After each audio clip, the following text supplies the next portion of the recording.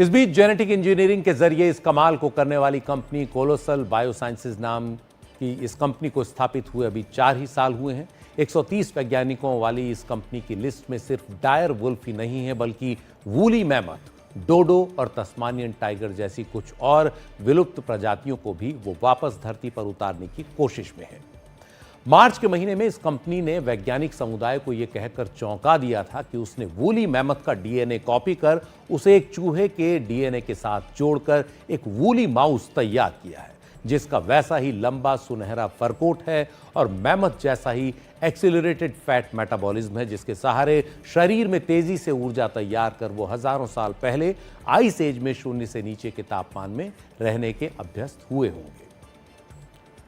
और जिन woolly mammoth का हम जिक्र कर रहे हैं वो ऐसे दिखते रहे होंगे, ऐसे विशाल हाथी जो करीब 7 लाख साल तक उत्तर अमेरिका और यूरेशिया के एक बड़े भूभाग पर रहते थे और करीब 4000 साल पहले धरती से विलुप्त हो गए।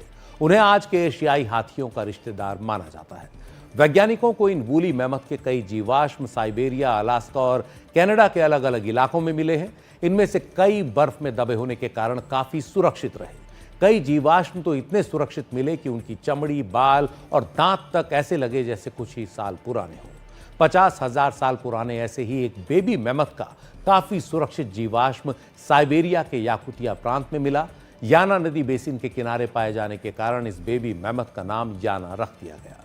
ऐसे जीवाश्मों के अध्ययन से ये पता लग चुका है कि ये हाथी क्या खाते रहे होंगे, कैसे चलते रहे होंगे, वो क्यों विलुप्त हो गए और आज के हाथियों से वो किस तरह अलग थे।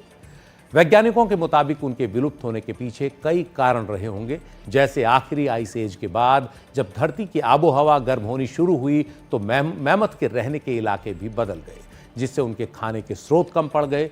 बदले मौसम के हिसाब से वो खुद को ढाल नहीं पाए। इसके अलावा इंसान द्वारा शिकार करने की तकनीक बेहतर होने के बाद उसने भी भोजन के लिए वूली मैमथ का शिकार करना शुरू कर दिया।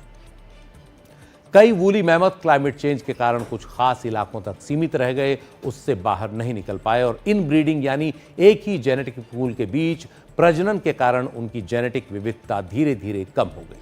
वो बीमारियों और आबोहवा में बदलाव को झेल नहीं पाए और धीरे धीरे विलुप्त होते चले गए। तो ऐसे कई कारण हैं वूली मैमथ के विलुप्त होने के।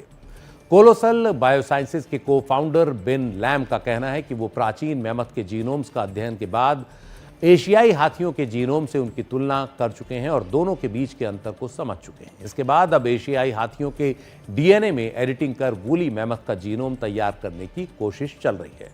कोलोसल बायोसाइंसेज का दावा है कि वो 2028 के अंत तक मैमथ के पहले बच्चे को तैयार करने में सफल हो जाएंगे। जिस दिन वूली मैमथ को इस तरह लैब में तैयार किया जाएगा वो अपने आप में एक बहुत बड़ी उपलब्धि मानी जाएगी।